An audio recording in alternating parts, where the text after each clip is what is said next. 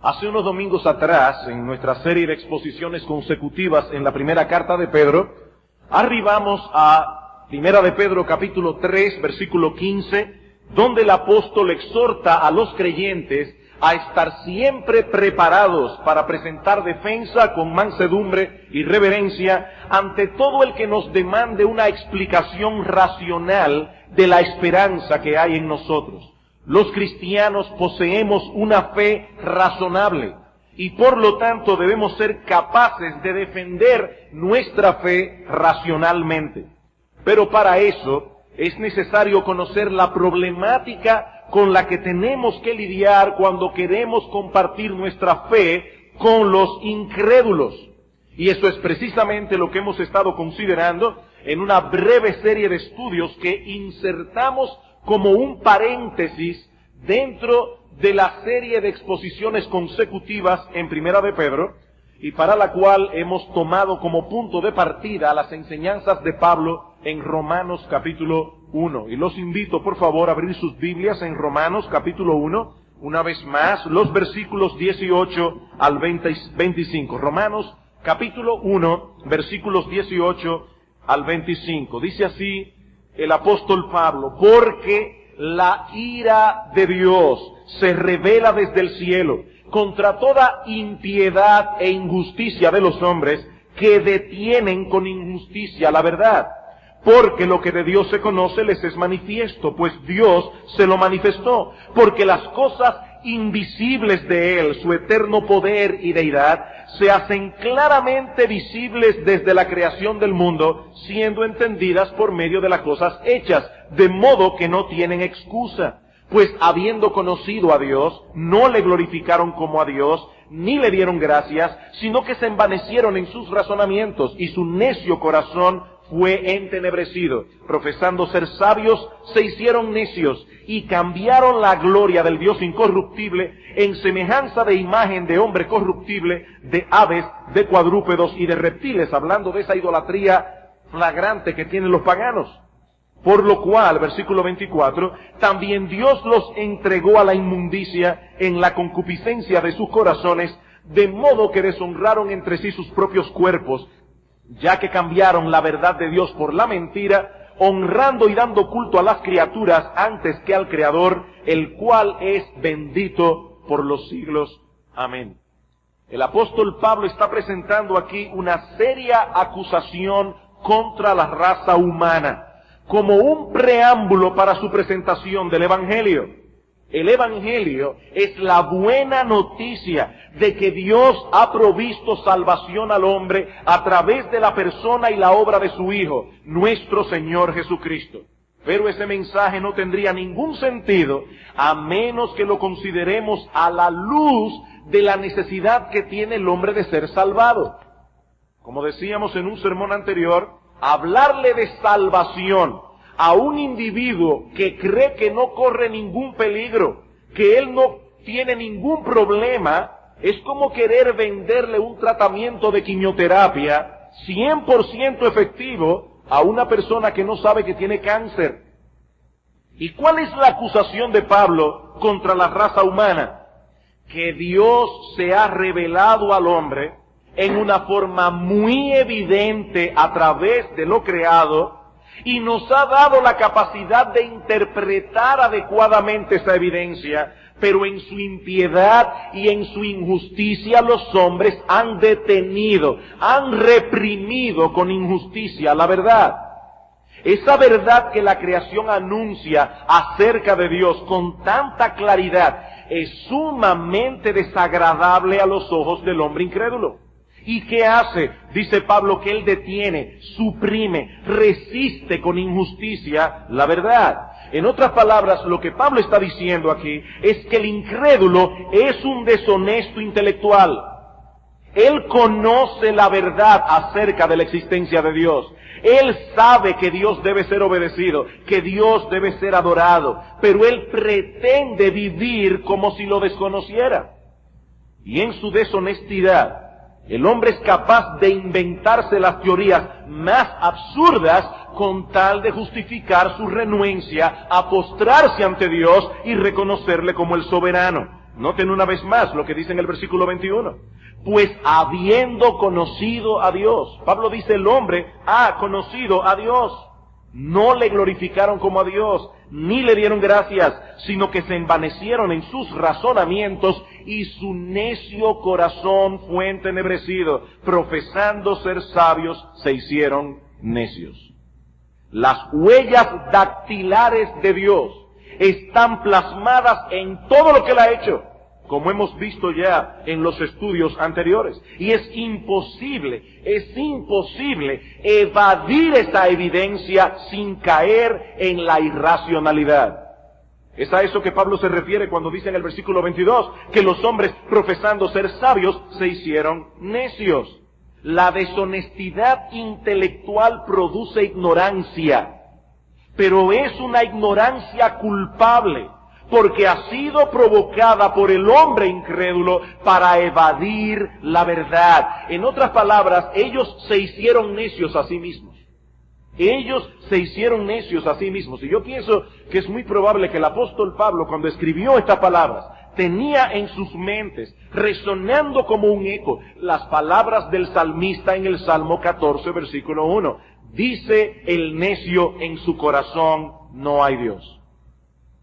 Dice el necio en su corazón, no hay Dios. Él sabe que hay un Dios, pero él trata de convencerse a sí mismo de que no es así, para poder seguir viviendo como él quiere. El necio resiste la verdad, resiste la evidencia para su propio mal.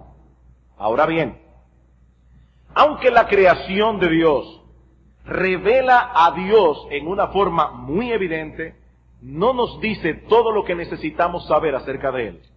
La creación no es una revelación completa.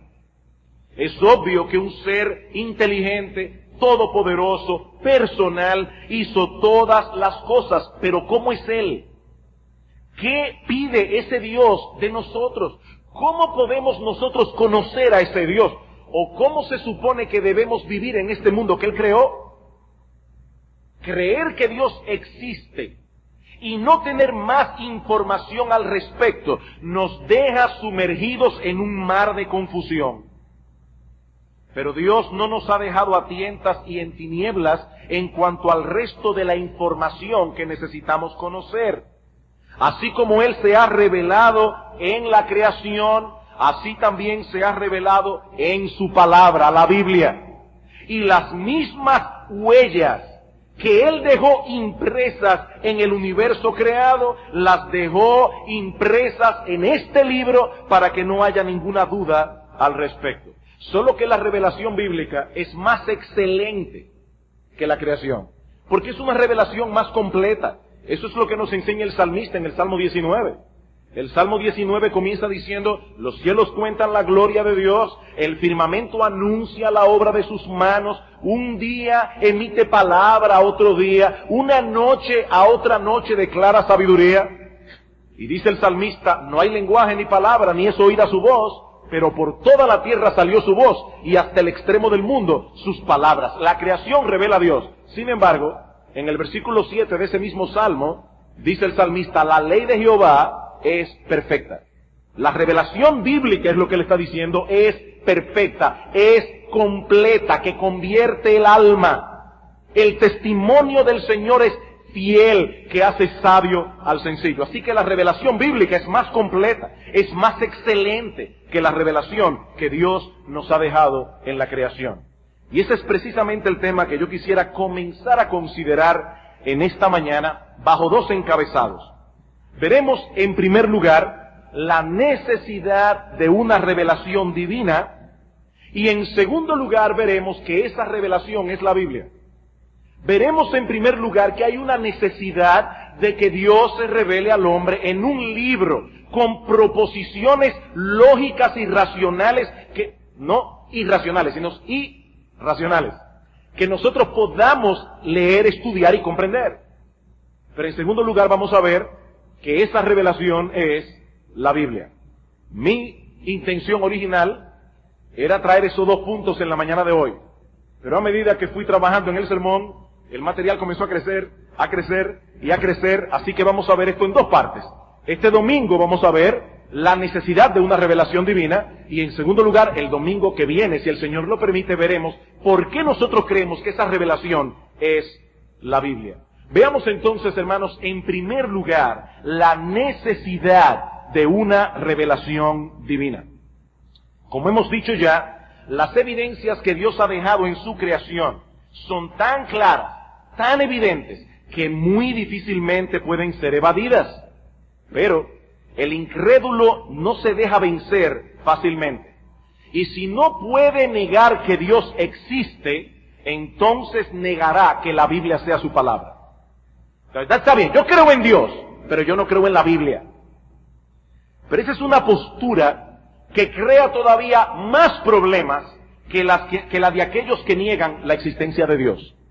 Y mi amigo incrédulo que estás en medio nuestro, si hay alguien aquí en esta posición, yo te ruego que consideres con cuidado la postura que estás asumiendo para evadir tu responsabilidad ante Dios. Porque esa postura tuya de creer que Dios existe, pero que Él no se ha revelado en la Biblia, es sencillamente insostenible. Eso es insostenible. ¿Cuáles serían las consecuencias de vivir en un mundo como este, creado por Dios, sin que Dios se hubiese revelado al hombre en un libro infalible, inerrante, como nosotros los cristianos decimos que la Biblia es? ¿Cuáles serían las consecuencias? Bueno, en primer lugar, y advierto, hermanos, los incrédulos a veces atacan a los cristianos diciendo que nuestra fe es demasiado simple. Pero cuando uno quiere traer una argumentación un poco más compleja, entonces dicen que la fe es incomprensible. Es palo si boga y palo si no boga. No todos los procesos de argumentación son simples. Hay algunas cosas que no se pueden explicar tan simplemente, aunque vamos a hacer el intento. Ahora, yo creo que todos los argumentos juntos hacen un caso que todos pueden entender. Entonces, veamos en primer lugar, ¿cuáles serían las consecuencias de vivir en un mundo como este creado por Dios sin una revelación bíblica? Bueno, en primer lugar, sin una revelación divina no es posible conocer la verdad. Ninguna verdad. Sin una revelación divina no es posible conocer la verdad. Todo hombre asume, consciente o inconscientemente, que la verdad existe.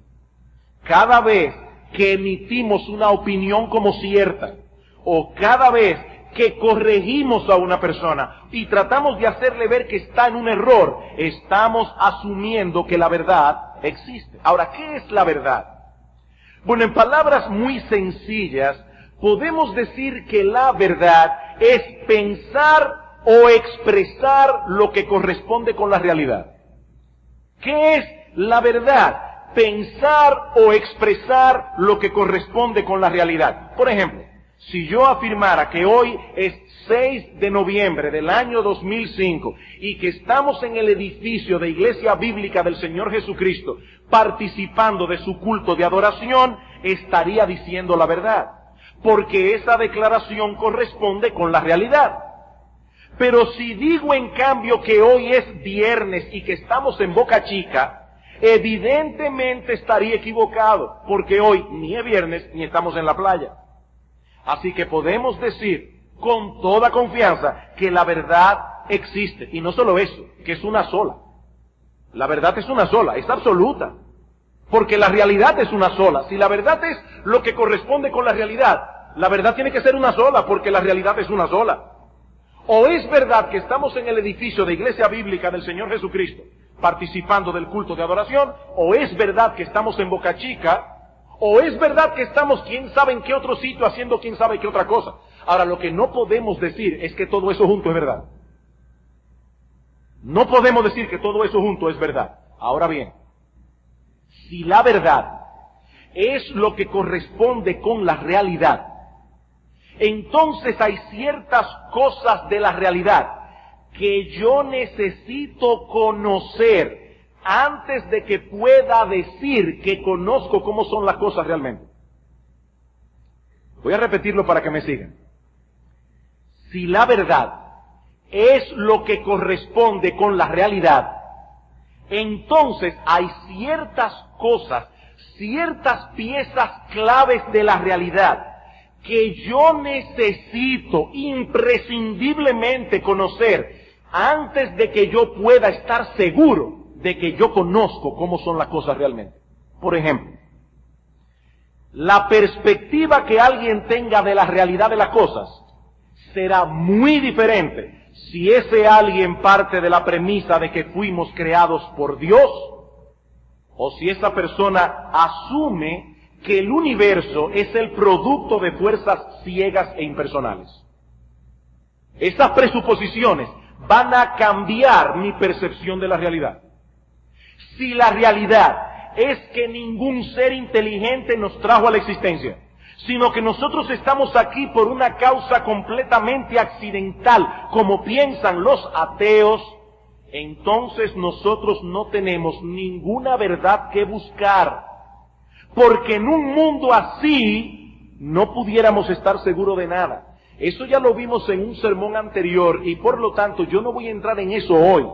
Yo no estoy aquí hablando de los ateos. No. Lo que yo quiero probar es que nosotros tendríamos el mismo problema que tienen los ateos y que vimos en el sermón anterior, si partimos de la premisa de que Dios existe, pero al mismo tiempo negamos su revelación. Si decimos que Dios existe, pero que Él no se ha revelado en un libro como la Biblia, por ejemplo, estamos en el mismo problema. Nos faltaría una pieza clave para conocer la realidad de las cosas. Hay un abismo, una diferencia abismal en el hecho de que exista Dios ante el cual nos presentaremos algún día a dar cuenta de nuestra vida, o que en realidad Dios sea indiferente al pecado y no le importe en absoluto la manera como nosotros nos comportamos. Hay una diferencia abismal entre esos dos conceptos. Nuestro concepto de la vida y nuestra percepción de la realidad cambia por completo si asumimos una cosa o asumimos la otra. Por completo. Todos nosotros miramos la realidad a través del lente de nuestras ideas y presuposiciones. Todos nosotros tenemos presuposiciones en nuestra mente, lo que los filósofos llaman cosmovisión. Todos tenemos una cosmovisión, presuposiciones, ideas que tenemos en nuestras mentes.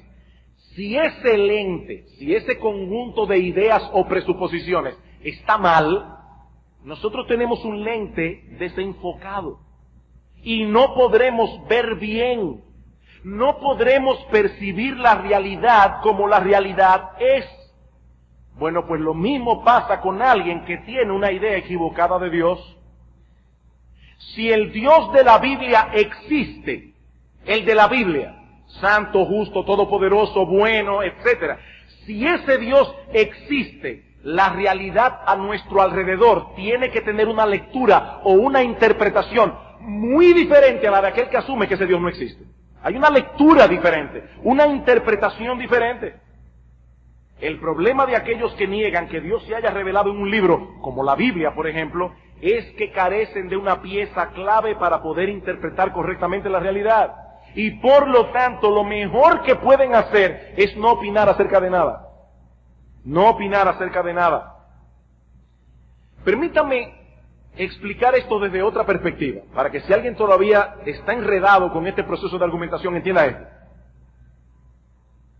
Si una persona insiste en que Dios no existe, o en que Él sí existe pero no se ha revelado en un libro, entonces tiene un gran problema para poder determinar lo que es verdad y lo que no lo es.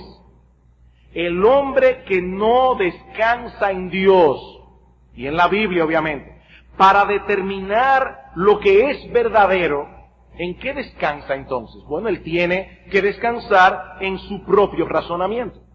Él no tiene otra opción.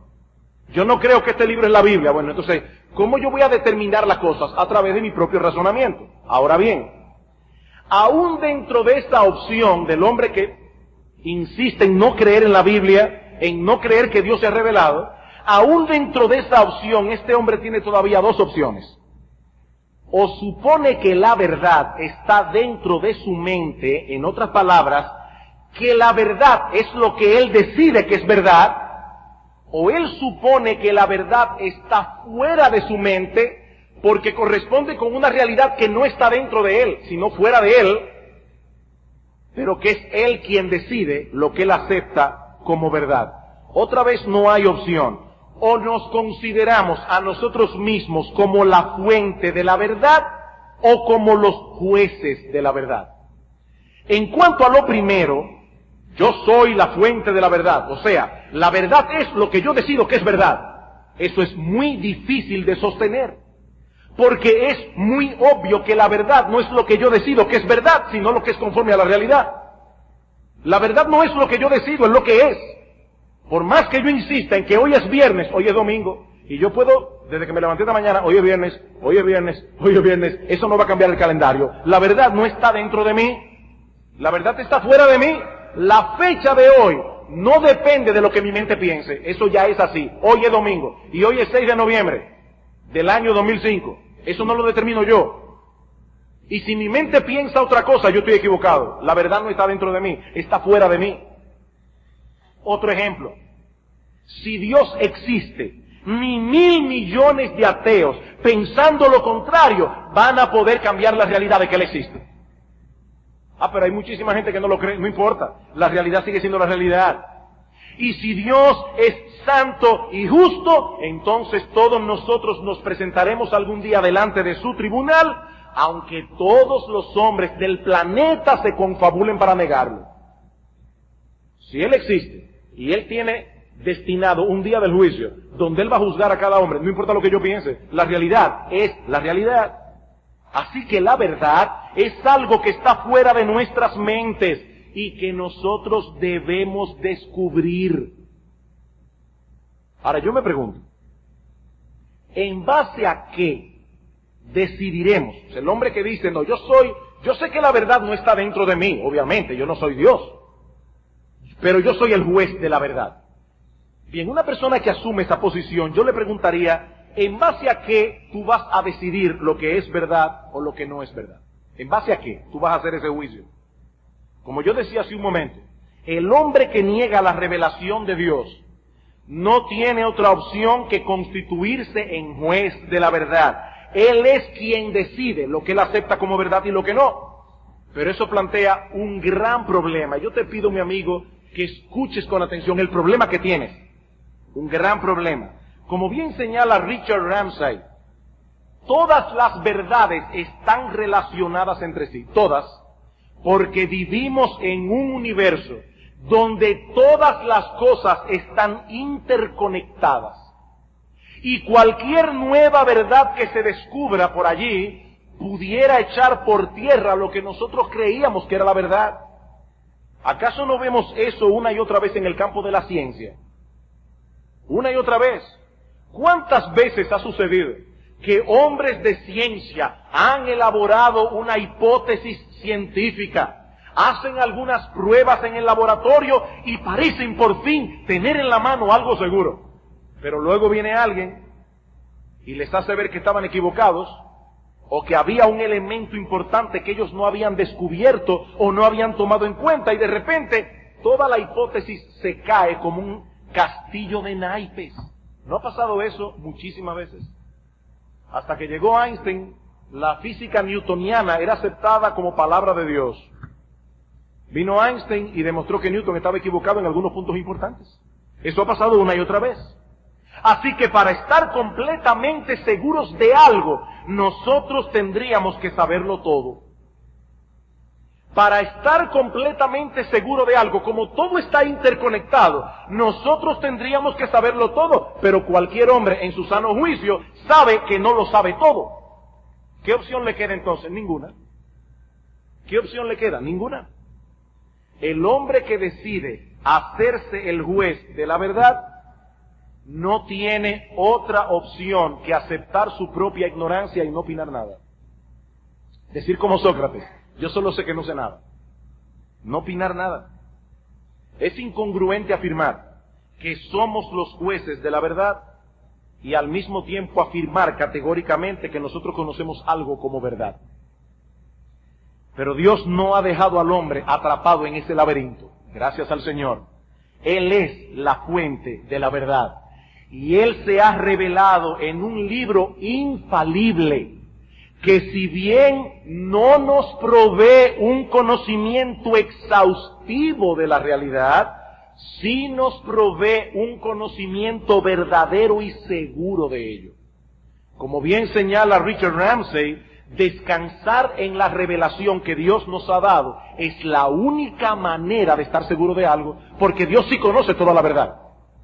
Dios sí puede hablar porque Él lo conoce todo. En Juan capítulo 17, versículo 17, el Señor Jesucristo está orando al Padre por sus discípulos. Y en su oración dice: Padre, santifícalos en tu verdad. Y entonces añade: tu palabra es verdad. Cristo aceptó las Escrituras, la Biblia, como la verdad revelada de Dios. Sin esa revelación el hombre está completamente perdido. Le faltan piezas claves, muchas piezas claves para poder interpretar la realidad. Yo sé que muchos incrédulos no han visto aún que esa es la implicación de su postura. Ellos no lo han visto. Por eso siguen siendo incrédulos y hablando con autoridad. Ellos no han visto la implicación.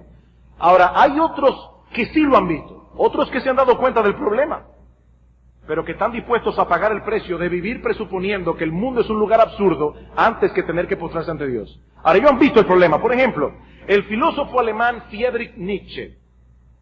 Nietzsche parte de la premisa de que no existe Dios. Él es el filósofo de la muerte de Dios. Dios ha muerto. Y eso lo lleva a la conclusión de que todas las categorías que requieren de una fuente divina, como la verdad, el propósito y significado de la vida, el conocimiento, él llega a la conclusión de que así como Dios no existe, esas cosas tampoco existen. Nietzsche vio el asunto. La verdad, dice él, es una ilusión, es una ficción creada por los hombres para poder sobrevivir. Nietzsche fue un apóstol de la irracionalidad. Él vio la implicación de que negar la existencia de Dios necesariamente era negar también la existencia de la verdad, era negar la existencia del conocimiento, era negar la existencia del propósito y significado de la vida. Él lo vio y estuvo dispuesto a pagar ese precio. Ahora bien, si una persona realmente creyera eso, lo que Nietzsche dice que creía, ¿no debería dedicarse a escribir libros? Una persona que cree eso, ¿no debería escribir libros, tantos libros como este hombre escribió, llenos de declaraciones categóricas que él plantea como verdaderas? Nietzsche no duda en lo que dice. No existe la verdad, excepto la verdad mía. No existe el conocimiento, excepto el que yo tengo. Como bien ha dicho R.C. Sproul, el acto más consistente de los filósofos irracionales sería simplemente callarse la boca. Eso sería lo más consecuente, callarse la boca. De hecho, hay un filósofo griego llamado Cratilo, que según los datos que tengo, él decidió callarse la boca. Él optó por el silencio, no habló más. Él entendió esto y no habló más. Sigue diciendo Sproul: si no pueden decir nada con significado, ya que no hay nada significativo que decir según ellos, ¿por qué continuar balbuceando? Sin embargo, ellos insisten en hablar y escribir en una palabra. Ellos argumentan por la verdad de su posición, pero sus argumentos no tienen base para validarlos o invalidarlos, porque ellos mismos han abandonado la ley de la validez. Todo es irracional. Entonces, ¿para qué tú estás hablando? ¿Para qué tú estás hablando? Estos pensadores a la larga terminan en un callejón sin salida. ¿Saben por qué? Porque nadie puede vivir consistentemente con esa postura. Por eso siguen hablando y siguen escribiendo y lamentablemente engañando y seduciendo a muchos incautos. Mi amigo incrédulo que estás en medio nuestro, por favor pondera esto por tu propio bien. Negar que Dios se ha revelado es negar la posibilidad de conocer la verdad. Negar que Dios se ha revelado es negar la posibilidad de conocer la verdad. Ahora, ¿sabe cuál es tu problema? Tu problema es todavía mayor, porque nadie puede negar que la verdad sea imposible de conocer. ¿Por qué? Porque negar algo así presupone un gran conocimiento. Nadie puede negar que la verdad sea imposible de conocer, porque negar eso en sí mismo implica un gran conocimiento. Tú te estás refutando a ti mismo. Déjame ilustrártelo de esta manera. ¿Qué dirían ustedes de una persona que se detiene frente a un pizarrón donde alguien ha escrito un complicadísimo problema matemático y después de examinarlo por un tiempo, él concluye que ese problema no tiene solución? ¿Qué tú pensarías de esta persona? ¿Que es un ignorante? ¿O que tiene un conocimiento increíble de matemáticas? Porque usted me pone a mí frente a una pizarra con un problema complicado de matemática y yo lo que te voy a decir es que yo no entiendo ni pío. Pero esta persona se va a detener allí, lo va a ver por un tiempo y va a decir, ese problema no tiene solución. Para tú decir eso, tienes que saber mucha matemática. Mucha matemática. Bueno, ¿qué es lo que hace el incrédulo? El incrédulo se para frente al pizarrón de la vida, frente al pizarrón del universo. Y él dice, ese problema no tiene solución, la verdad no puede ser conocida. Mi amigo, es que para tú decir una cosa así, tú tienes que tener mucho conocimiento. No mucho conocimiento, no. Tú tienes que tener un conocimiento similar al de Dios. Similar al de Dios. Para tú negar algo así, tú tienes que saberlo todo.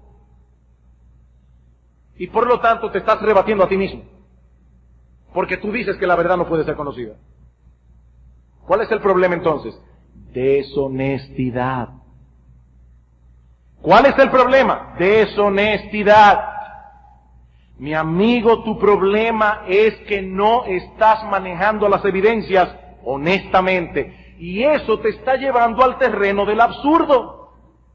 Ni tú ni nadie puede constituirse en el juez de la verdad. No podemos. Necesitamos una revelación divina para poder conocer la verdad. Y eso es, gracias al Señor, lo que los cristianos tenemos en la Biblia. Como veremos este domingo próximo, si el Señor lo permite. Pero ahora yo quiero dar un paso más adelante. Ya hemos dicho que sin una revelación divina no es posible conocer la verdad. Pero ahora voy a afirmar que sin una revelación divina no es posible conocer tampoco el propósito y significado de nuestra existencia. Sin una revelación divina no es posible conocer el significado y propósito de nuestra existencia. ¿Para qué estamos aquí? Recuerdo haber leído hace muchos años de un individuo que se quedó dormido en un parque. Yo he hecho esa historia antes, esos parques que cerraban antes a 1:00 de la noche. Y un policía llega con una lámpara, lo despierta y le dice, hey, ¿quién es usted? ¿Qué hace aquí? ¿Para dónde va? Y dice, wow, yo tengo la vida entera preguntándome eso. Y usted quiere que se lo responda en 5 minutos. ¿Quién soy yo? ¿Qué hago aquí? ¿Para dónde voy? Algunas personas nos dicen que la vida no tiene sentido. No tiene sentido. Cada cual debe darle sentido y propósito a su existencia cada momento, en cada momento, como yo lo crea conveniente, porque la vida en sí no tiene sentido. Pero otra vez estamos ante el mismo problema. ¿Cómo podemos establecer el propósito de nuestra existencia para cada momento, como dicen algunos, si nos faltan las piezas más importantes para tomar esa decisión? Como vimos hace un momento, hace toda la diferencia del mundo el hecho de que exista un Dios ante el cual nos presentaremos a dar cuenta algún día por nuestra vida, o que en realidad ese Dios no exista, o que ese Dios sí exista, pero sea indiferente al pecado y no le importe en absoluto cómo vivimos. Hace una diferencia abismal cualquiera de esas posiciones. En 1 Corintios capítulo 15, versículo 32, Pablo dice que si no hay resurrección, o sea, si la muerte termina todo, entonces comamos y bebamos que mañana moriremos. Comamos y bebamos. Mi filosofía, dicen algunos, es que yo debo gozar la vida mientras pueda. El propósito de mi existencia es pasarla lo mejor posible. Mucha gente no se atrevería a declararlo así, de ese modo, pero es en el fondo así como piensan. Ahora yo te pregunto, mi amigo, ¿cómo tú puedes estar seguro de que esa es la mejor manera de vivir la vida? Mi amigo, si hay una resurrección, y todos nosotros nos presentaremos algún día delante de Dios para dar cuenta de nuestra vida, entonces tú estás en un gravísimo problema. En un gravísimo problema. A ti te falta esa pieza para tú poder establecer cuál va a ser el propósito de tu existencia. Te falta la pieza clave. Bueno, mire, pastor, yo prefiero correr el riesgo. Porque a final de cuentas, lo que ustedes creen, lo creen por fe. Ustedes tampoco pueden estar seguros, es por fe. Mi amigo incrédulo, con amor te digo esto, es que también lo que tú crees, lo crees por fe. Lo que tú crees, lo crees por fe, porque nadie puede estar seguro de que la muerte termina con todo. Nadie puede estar seguro de eso. Nadie. Ahora, la gran diferencia entre tu fe y la mía es que la tuya descansa únicamente en tu propia especulación. ¿Cuál es tu base? Tú mismo. Tú llegaste ayer al mundo y te vas a ir antes de que el mundo termine y tú estás descansando en tu cabeza para decidir tu vida. Estás descansando en ti mismo. La fe mía descansa en un libro que, como veremos este próximo domingo, si el Señor lo permite, posee en sí mismo evidencias muy contundentes que prueban su autoría divina. Muy contundentes. Algunos incrédulos retan a los creyentes a probar que la Biblia es la palabra de Dios. Pruébame que la Biblia es la palabra de Dios. Yo creo que nosotros podemos voltear la mesa y pedirle al incrédulo que me pruebe que no lo es. No, pruébame tú que la Biblia no es la palabra de Dios. Así como hay una creación extraordinaria que reclama, amerita de una explicación, así también la Biblia es un libro extraordinario que amerita ser explicado. Yo te voy a dar mis pruebas de por qué yo creo que la Biblia es la palabra de Dios. Pero mi amigo, tú vas a tener que dar una explicación de por qué tú crees que no lo es. ¿Cómo fue que se formó ese libro? Así como el incrédulo tiene que tratar de explicar cómo se formó el universo, así también tienen que tratar de explicar cómo se formó la Biblia, porque es un libro increíble.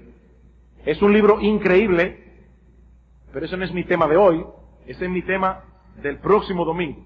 Mi punto es que sin una revelación divina no podemos establecer el propósito de nuestra existencia. No podemos. Estamos aquí y yo no tengo ni idea de cómo, ni por qué, ni para dónde voy. No tengo ni idea. Necesito que alguien me lo diga. Necesito que alguien me lo diga. Ahora, mi amigo, piensa en esto. Todas las cosas creadas muestran evidentemente que existen con un propósito. Todas. El universo es un sistema sumamente complejo, sumamente, donde un sinnúmero de cosas, pequeñas y grandes, funcionan como un mecanismo muy bien ajustado. Todo tiene un propósito, un porqué. Ahora yo te pregunto, ¿sería lógico pensar que todas las cosas creadas por Dios, todas, tienen un propósito determinado, pero que la vida misma no tiene propósito alguno? Es lógico pensar que todo tiene un propósito, menos la vida misma. Estamos rodeados de un montón de cosas con propósito, pero debemos suponer que el todo no tiene ningún propósito. Porque si Dios no se ha revelado, la verdad es que nosotros nunca vamos a poder descubrir si había un propósito o no. No podemos descubrirlo. Estamos aquí y no sabemos para qué. Eso no solo es absurdo, sino que contradice ese anhelo que tú tienes en tu corazón de darle propósito y significado a la vida. Dice C.S. Lewis, que en una época de su vida fue ateo, dice, si todo el universo no tiene significado, nosotros nunca hubiésemos descubierto que no tiene significado. Escuchen esto. Si todo el universo no tiene significado, nosotros nunca lo hubiésemos descubierto. Nunca. Y él explica, del mismo modo que si no hubiera luz en el universo y ninguna criatura con ojos, nunca hubiésemos conocido la oscuridad. Nunca. Oscuridad, ese concepto, no hubiese tenido sentido para nosotros, ¿Por qué nosotros conocemos la oscuridad? Porque conocemos la luz. Si no conociéramos la luz, no sabríamos que existe tal cosa como la oscuridad. Bueno, es precisamente porque el mundo tiene sentido. Es precisamente porque el mundo tiene significado y propósito, y nosotros lo hemos visto, que los hombres procuramos darle propósito a nuestra existencia. El que no le encuentra propósito se quita la vida. Tú estás vivo, porque en el fondo de tu corazón tú crees que hay un propósito para ti de estar aquí. Y tú estás buscando darle sentido a tu vida. Pero mi amigo, yo te estoy diciendo que sin una revelación divina eso es imposible. A ti te faltan piezas claves. A ti te faltan piezas claves. Los cristianos sabemos por qué estamos aquí. No porque somos más inteligentes. Para nada, todo lo contrario. No porque somos más inteligentes, sino porque nosotros creemos que la Biblia es la palabra infalible e inerrante de Dios. Por eso lo sabemos. Y en ella se nos enseña que Dios nos creó para que vivamos para su gloria y para que gocemos de Él por siempre. Miren qué sencillo. ¿Para qué fuimos creados? Para glorificar a Dios y gozar de Él por siempre. Como dice Pablo en Romanos capítulo 11, versículo 36. Porque de Él y por Él y para Él son todas las cosas. A Él sea la gloria por los siglos. Amén. Pero si tú asumes, mi amigo, que no hay revelación, estás abocado a vivir una vida confusa, sin ninguna dirección y sin ninguna esperanza. Sin ninguna esperanza. Pero en tercer y último lugar,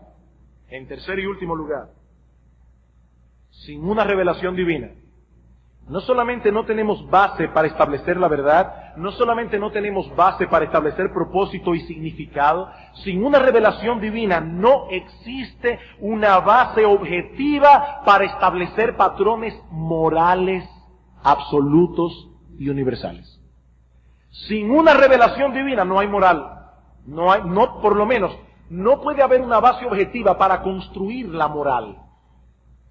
Uno de los argumentos que usan los incrédulos para atacar la fe cristiana es que en el mundo hay mucho mal y muchas injusticias y por lo tanto no puede existir Dios.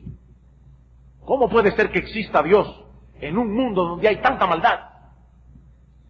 Ahora, no es el propósito de este mensaje entrar en el problema de la existencia del mal. No tenemos tiempo. Mi propósito es hacerle ver al incrédulo que en un mundo sin Dios, o en un mundo en el que Dios no se hubiese revelado al hombre en un libro como la Biblia, no tendríamos base alguna para decir que en este mundo hay maldad.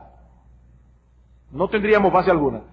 Si Dios no existe o no se ha revelado, entonces tenemos que llegar a la conclusión. Si Dios no existe, tenemos que llegar a la conclusión de que nosotros no somos personas. Eso es lo primero. Y eso ya lo vimos en el sermón anterior. No somos personas, sino más bien, como dicen los evolucionistas materialistas, somos máquinas muy complejas que tienen la ilusión de creer que son personas. Eso dicen los materialistas, los naturalistas. Nosotros no somos personas, somos máquinas complejas, como el carro, la televisión, que evolucionamos sin propósito, solo que tenemos la ilusión de creer que somos personas. Por lo tanto, dicen ellos, no lo estoy diciendo yo, ellos dicen, todas nuestras acciones están determinadas por el movimiento de nuestras neuronas. Y esos movimientos no son malos ni buenos, no tienen categorías morales. Yo no puedo asignarle ninguna categoría moral a las funciones de mis pulmones o de mi hígado. Yo no puedo decir, mi hígado pecó, mi hígado se está portando mal. No, puede estar fallando en su funcionamiento, pero yo no puedo asignarle una categoría moral a las funciones de mi hígado, como tampoco puedo decir que mi carro está pecando o mi televisión porque no funciona. Sus funciones son meramente mecánicas. Así que decir que no podemos creer en Dios porque hay mucho mal en el mundo es una declaración sin sentido. Porque si Dios no existe, entonces en el mundo no hay ni bien ni mal. Simplemente hay hechos mecánicos que pasan a lo loco. Dios no existe. Pero nos metemos en el mismo callejón sin salida cuando presuponemos que Dios sí existe, pero no se ha revelado. Para yo poder asumir que existe el mal o el bien, yo tengo que creer tres cosas. Primero, que existe Dios, un Dios moral. Un Dios moral. En segundo lugar, que Él nos hizo a nosotros como seres personales. Nosotros somos personas, creados a su imagen y semejanza. Y en tercer lugar, que Él ha legislado lo que está bien y lo que está mal. Y Él le ha dado al hombre a conocer su legislación. Sin esa legislación no hay manera alguna de que nosotros podamos crear categorías morales que no sean mero convencionalismos arbitrarios. Pues ¿sabe una cosa, pastor? Esto es lo que yo digo, que en el mundo no hay ni bien ni mal. Yo estoy dispuesto a asumir eso. ¿Tú estás seguro? ¿Tú estás seguro, mi amigo, que tú estás dispuesto a asumir coherentemente esa postura? ¿Qué tú me dirías si yo entrara a tu casa y me llevara un objeto tuyo sin tu permiso? Y sobre todo el que más te gusta, ¿qué tú dirías? ¿O qué tú dirías si yo, por divertirme, cada vez que te paso por el lado te doy una galleta? Que a mí me divierte la galleta. ¿Qué tú dirías? Lo cierto es que nadie puede vivir coherentemente con la filosofía de que no existe ni el bien ni el mal. Nadie puede vivir coherentemente con esa postura. Me llama muchísimo la atención cada vez que yo leo en el periódico que alguien critica la corrupción gubernamental o cualquiera de los males que están azotando nuestra nación. Y no es que yo me oponga a que esas críticas salgan en el periódico. Yo no me opongo, por supuesto que no. Lo que yo me pregunto es, ¿cuál es la base moral para emitir esas críticas? O sea, ¿descansando en qué una persona que no cree en Dios puede afirmar categóricamente que ir al gobierno a robar está mal? ¿Descansando en qué? ¿Por qué está mal? Y no me miren raro, hermano, piénselo, amigo que está aquí en esta mañana, piénsalo bien. Si Dios no existe, y yo no tomo en cuenta su palabra, en base a que yo estoy decidiendo, tal vez esa persona es sabia y va al gobierno a lucrarse. En base a que yo estoy estableciendo la diferencia entre el bien y el mal, en lo que yo siento. ¿Cuál es mi base? Sólida, objetiva. No, mi amigo, sin una revelación divina que nos diga infaliblemente qué es lo que está bien o qué es lo que está mal, no habría manera de establecer tal cosa. Cada cual tendría el derecho a tener sus propios criterios morales. ¿Qué es lo que está pasando en el día de hoy? Mira, tú tienes esa convicción, yo tengo otra, respétame. Cada cual tiene sus propios criterios morales. Lo que pasa es que eso equivale a decir que no existen criterios morales. Si cada cual tiene el derecho a hacer lo que quiera y nadie lo puede juzgar, entonces la moral no existe. Pero como no se puede vivir así, por lo menos no en este mundo creado por Dios, no se puede vivir así, el hombre incrédulo se ve obligado una vez más a comportarse en una forma incoherente con lo que él cree. Su fe, porque el incrédulo tiene fe, una fe en sí mismo, pero es fe. El problema es que su fe es imposible de ser vivida en la práctica. Él no puede vivir conforme a su fe y tiene que tomarle prestado a la cosmovisión cristiana algunos elementos para poder sobrevivir en este mundo. Porque su fe no funciona. Es una fe falsa. El tiempo se me ha ido y yo no puedo expandir más este punto. Como yo le decía en la introducción, mi plan inicial era pasar a considerar en un segundo encabezado por qué nosotros creemos que la Biblia es esa revelación divina que el hombre necesita. Pero eso lo veremos, si el Señor lo permite, el domingo que viene. ¿Qué hemos visto hasta ahora? Bueno, que Dios se ha revelado al hombre en una forma muy evidente, pero el hombre en su impiedad y en su injusticia ha detenido con injusticia la verdad.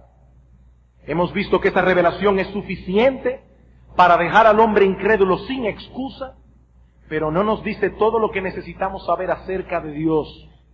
Y es por eso que Dios se ha revelado también en un libro infalible e inerrante. Sin esa revelación, el hombre no podría conocer la verdad, no podría establecer el propósito de su vida en este mundo, ni tendría base alguna para establecer patrones morales absolutos y universales. Pero qué bueno que Dios no nos ha dejado a tientas y en tinieblas. Hermanos míos, qué tesoro tan maravilloso Dios ha puesto en nuestras manos al confiarnos su bendita palabra. ¡Qué tesoro!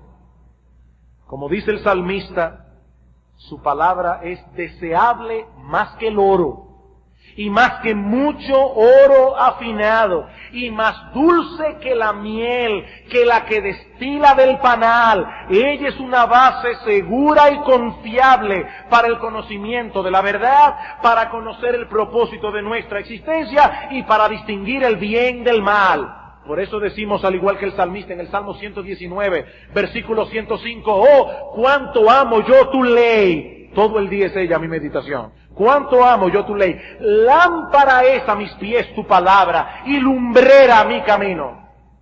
Qué bendición tan grande tener en nuestras manos la bendita palabra de Dios. Qué bendición. Pero en cuanto a ti, mi amigo incrédulo, si decides seguir yendo en contra de la evidencia que Dios ha dado de sí mismo, tanto en la creación como en su palabra, tú no tienes otra opción que vivir en confusión, en el error, una vida sin propósito y sin sentido, y sin ninguna base objetiva para distinguir el bien del mal. Tú no tienes otra opción. Pero tú sabes muy bien que no se puede vivir así, tú lo sabes. En el fondo de tu corazón tú sabes que tú no eres coherente con tu fe, tú lo sabes. Y yo te ruego, no sigas poniendo en riesgo tu alma inmortal, porque si partes de este mundo en tus pecados, tendrás que enfrentarte con el juicio de Dios sin estar preparado para ello. Mi amigo, el Hijo de Dios se hizo hombre, nuestro Señor Jesucristo, y murió en esa cruz porque el juicio de Dios es real y porque no había manera alguna de redimir al hombre que no fuera satisfaciendo la demanda de la justicia divina. Y la Biblia dice en Romanos capítulo 6, versículo 23, que la paga del pecado es muerte. Muerte. Y eso fue precisamente lo que hizo el Hijo de Dios, morir siendo inocente, en lugar de todos aquellos a quienes Él vino a salvar. Y yo te exhorto, no continúes resistiendo la verdad de Dios, revelada en su creación y revelada en su palabra, porque el día llegará cuando no podrás esconderte nunca más detrás de tus argumentos absurdos. El día llegará cuando ya no podrás acallar nunca más la voz de tu conciencia, que muchas veces ha inquietado tu alma, y tú lo sabes. Abandona, mi amigo, la deshonestidad. Abandona la irracionalidad, abandona el engaño y ven a Cristo. Dios es bueno, mi amigo, y para siempre es su misericordia. Acógete hoy a la misericordia que Él otorga en Cristo a todos aquellos que vienen a Él en arrepentimiento y fe. Por amor a tu alma, mi amigo, no demores más. No demores más, porque tú no sabes por cuánto tiempo más esa misericordia de Dios en Cristo estará disponible para ti. Por amor a tu alma, ven a Cristo, mi amigo, en arrepentimiento y fe. Vamos a orar. Oh Padre bueno que estás en los cielos, gracias porque tu palabra ha sido predicada. Señor y Dios Todopoderoso, hoy tocamos algunas cosas que pueden ser complejas, pero el que sean complejas no elimina el hecho de que sean relevantes. Usa tu palabra y por medio de tu Espíritu da claridad a las mentes y a las conciencias de todos los que están aquí reunidos en esta mañana. Señor, por tu Santo Espíritu, llama a muchos al arrepentimiento y a la fe. Que abandonen el engaño, que abandonen la irracionalidad, que abandonen, oh Señor, la deshonestidad y que vengan a Cristo en esta misma hora. Usa tu palabra, Señor, usa tu palabra porque te lo suplicamos en el nombre de Cristo y para la gloria de Cristo. Amén.